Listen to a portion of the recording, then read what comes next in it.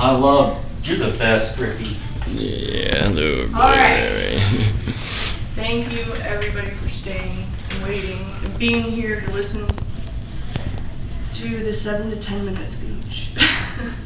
All right, so why medical marijuana? That's what we're talking about today. Have you ever known anybody with a debilitating disease? Yes. Worse yet, do you have one yourself? Yes. It's the worst feeling in the entire world to look at somebody that you love and not be able to do anything to help them. There's nothing you can do to make it better. But what if there was something that could? What if there was something out there that could help them sustain their quality of life? It's the best that they could. What if that same item was the same thing that slowed the progress of cancer tumors? What if it was the same thing that eased the anxiety of post-traumatic stress disorder? What if it was the same thing that helped relieve pain for people with multiple sclerosis? What if it was the same thing that helped people regain their appetite after dealing with HIV and AIDS on a daily basis? Well, there is. It's called medical marijuana, and that's why we're here today. Today I will prove to you that there is a real need for medical marijuana. It's not just something that we're looking to get on the streets and everybody can use it and get their high from it. There is an actual, real need. I will show you how medical marijuana, if properly accessed, will be effective and the benefits of it to what diseases, and focus mainly on multiple sclerosis, and what you can do to help with the cost. Now I have a question for you. Why would I, somebody who doesn't smoke marijuana, doesn't have a medical condition to need that marijuana, advocate for it so strongly? Because I've seen it work firsthand. I've done research on it, but I've seen it work firsthand. My mom had it. My stepmother has a severe case of it. My fiance's my fiance's mother and sister live with it daily. They deal with things like depression, anxiety, spasticity, and tremors, where you can't even control your body, you can't control the movement, the twitches, it just happens. You can't drive a car like that, you can't be cooking in the kitchen like that. Comes with many other things: aches and pains, restless leg syndrome, sleepless nights, stressful days, chronic fatigue, severe inflammation. I can go on and on and on. It doesn't stop. And that's just not with multiple sclerosis. It's with many other diseases. It's for epilepsy, cancer, AIDS, PTSD, MS. It goes on and on. People live with this every single day. So there are many people that advocate for the cause. They go around and the whole United States, they freely grant interviews about it. For example, CNN's Sandra Young's report on a young lady named Charlotte Fiji. She started having tremors and chronic seizures at 3 months old. Couldn't stop them. They did numerous amounts of treatments. They underwent surgeries, operations, tests, couldn't figure out what the problem was. Then they heard about this hemp oil called R4, and it was a high THC. So basically they gave her that. After the first hour, no seizures. None. They said, let's do it another hour. None. No seizures. Couldn't account for it. They said, we're on to something. So today she's 6 years old, and that is named Charlotte's Web after her. Many kids in other states have access to it, not in Florida. Evelyn Cassis, my fiance's sister, lives with a pretty bad case of MS. She suffers from pain, inflamed joints, anxiety, depression, lack of energy. It goes on and on and on. I interviewed her earlier this week. She's been living with it for about 22 years, and she's been taking medication in pill form for over 15. She's addicted to these pills. That's causing damage to her liver. It causes nausea. She can't sleep sometimes. She can't eat. And if she comes off of these pills, she will get sick. She will go through withdrawals. There's nothing she can do except be a criminal and go to jail, possibly, for smoking marijuana in her home to ease these symptoms. That's it. That's all she can do, and risk it, because it's the only thing that helps her. When I asked her how many medications she took a day for MS, 9 to 10. When I asked her if she could experience no withdrawals and come off of these pills and replace it with marijuana, I asked her how many she thought could be replaced. She said at least 3, probably 5. No more. 5 pills a day gone. And that's just the type. She takes 6 different pain medications a day, every day. So with medical marijuana, she's able to relax those joints so those radiating pains don't turn into a migraine to where she can't cook, drive, nothing like that. She said the scariest part is her not being able to control her own body. But when she smokes marijuana, she can relax enough to do that. Montel Williams has MS. He's a strong advocate for medical marijuana. Matter of fact, he travels across the country. He'll give an interview on CNN at any given point. Matter of fact, on CNN's Larry King Live on March 30th, 2009, he brought up the Compassionate Investigational New Drug Program. It is free, pre-rolled marijuana that's been given out to 25 people in the United States by the federal government. Our tax dollars pay for it. There's only 4 living members left that are doing it. One of them is Irv Rosenfeld. He went up to Michigan and talked to the state of Michigan on government sanctions and explained his experience. He was recorded telling them about how he was married for 33 years. He's a stockbroker. He's productive in society.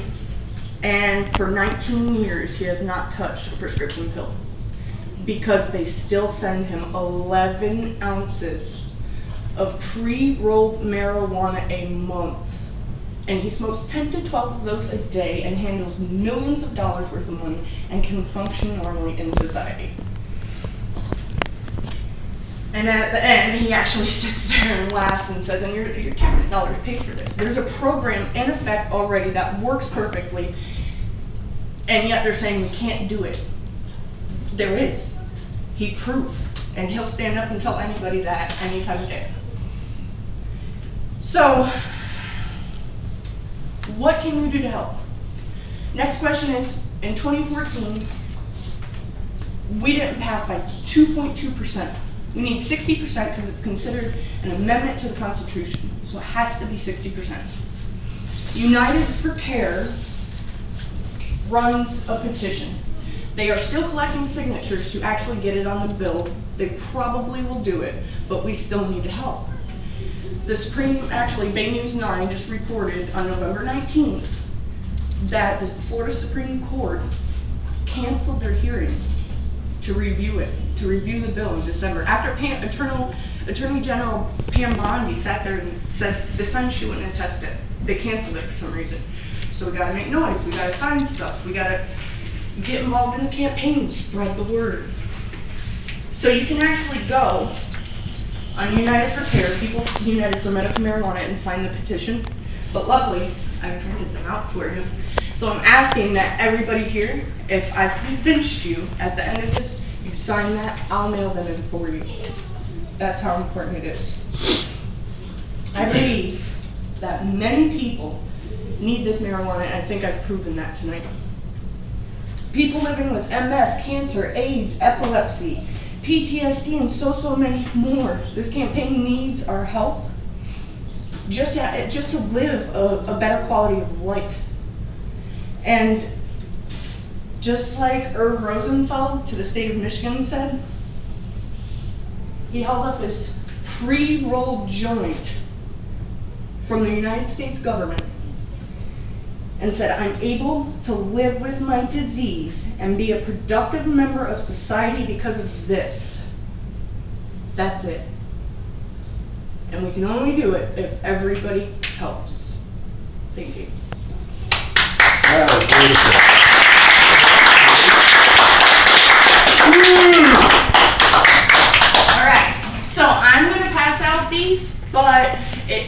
Q&A time. You have your critiques in front of you. You can fill them out if you haven't already. But for anybody that has any questions that I can answer, I'll be more than glad to give them to you. So, questions? How do you get on that 11 ounce a month program? Had a debilitating disease. Dear Lord, yeah, I'm just kidding. Yes, sir.